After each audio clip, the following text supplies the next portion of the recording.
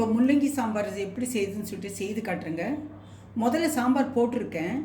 நான் அரைச்சி ஊற்றின சாம்பார் இது வந்து சிம்பிள் சாம்பாருங்க, யூஸ்வலாக செய்கிறது. அது செய்து எப்படி செய்யுதுன்னு சொல்லிட்டு செய்து காட்டுறேன். நான் இதுக்கு வெங்காயம் பெருசாக கட் பண்ணி வச்சுருப்பேன். முள்ளங்கி இந்த ரவுண்டாக கட் பண்ணி வச்சுருக்குங்க. முள்ளங்கி போட்டு சாம்பார் செய்கிறேன் இன்றைக்கி. அதில் வந்து வெங்காயத்தை வந்து பெருசாக கட் பண்ணி வச்சுருக்கேன், அதை போடுறேன். தக்காளி பழம் 2 பழம் போட்டிருக்கேன். நான் அரை கப்பு பருப்புக்கு மஞ்சள் தூள் கொஞ்சம் போடலாம். மஞ்சள் தூள் போடுறேன் பாருங்கள். சாம்பார் பொடி எப்படி செய்யுதுன்னு சொல்லிட்டு செய்து நான் முதல்ல வீடியோவில் போட்டிருக்கேன். அந்த சாம்பார் பொடி தான் போடுறேங்க. சின்ன ஸ்பூன் இருக்கிறதுனால பாருங்கள், சின்ன ஸ்பூனு. நீங்கள் பெரிய ஸ்பூனில் 2 ஸ்பூன் போட்டுக்குங்க. கடைசியில் இதுக்கு தகுந்த மாதிரி, முள்ளங்கிக்கு தகுந்த மாதிரி உப்பு போடுறேன், கல் உப்பு. இதுக்கு தண்ணி ஊற்றலாங்க. பாருங்கள், முதல்ல பருப்பு வேக வச்சு, அரை கப்பு பருப்பு வேக வச்சு கடைஞ்சி வச்சுருக்கேன். குக்கரில் போட்டு 3 விசில் விட்டு குக்கரில் போட்டிருக்கேங்க. நான் பருப்பு தகுந்த மாதிரி விசில் விட்டுக்குங்க நீங்கள். அதுக்கு மேலாக்க இருக்க தண்ணியை ஊற்றுறேங்க. பாருங்கள்,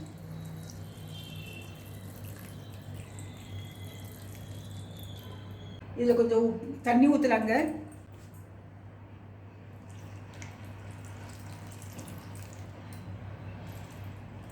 இப்போ இதை எடுத்து ஒரு அடுப்பு மேலே வச்சிடலாங்க, ஸ்டவ் மேலே. இப்போ இது கலக்கி விட்டுடலாங்க. எல்லாத்தையும் போட்டு கலக்கி விட்டுடலாங்க. கலக்கி விட்டுட்டு ஒரே ஒரு விசில் விடலாங்க. சீக்கிரம் வெந்து போகும், சீக்கிரம் முடியணும்னு சொல்லிட்டு சாம்பார் விசில் விட்டுடலாங்க ஸ்டவ்வில்.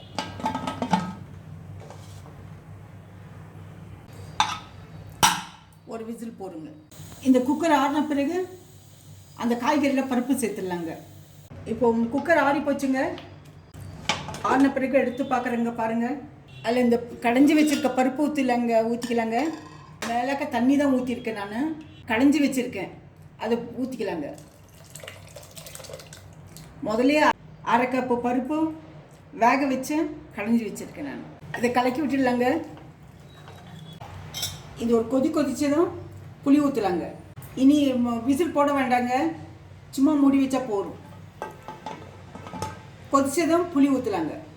ஸ்டவ் ஹையில் வச்சுக்கோங்க, சீக்கிரம் கொதிச்சிடும். இப்போ குக்கர் திறந்து பார்க்குறேங்க. நல்லா கொதிக்குதுங்க, நல்லா கொதிக்குது பாருங்கள். இப்போ கரைச்சி வச்சுருக்க புளி ஊற்றலாங்க. இதை நல்லா கலக்கி விட்டுலாங்க. இந்த தருணத்தில் உப்பு பார்த்துக்குங்க. நீங்கள் உப்பு தேவைன்னா போட்டுக்குங்க. நான் இன்னைக்கு வந்து பருப்புக்கு உப்பு போடலைங்க, அதனால் இப்போ கல் உப்பு போட்டுக்கிறேன் கொஞ்சமாக. பாருங்கள், இது நல்லா கொதிச்சுது. இனி தாளிச்சிடலாங்க. கொதிக்க மட்டும் விடணும். இப்போ தாளிச்சிடலாங்க. இப்போ தாளிக்கிறதுக்கு ஒரு பேன் வச்சுருக்குங்க. அதில் எண்ணெய் ஊற்றிக்கலாங்க.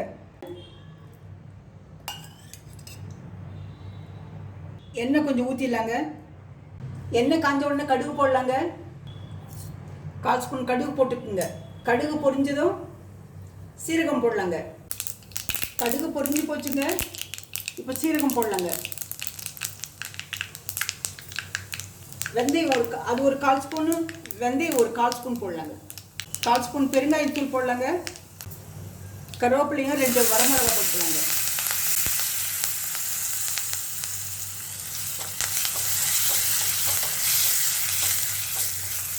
ஸ்டவ் ஆஃப் பண்ணிட்டு இது கொட்டிடலாங்க சாம்பாரில்.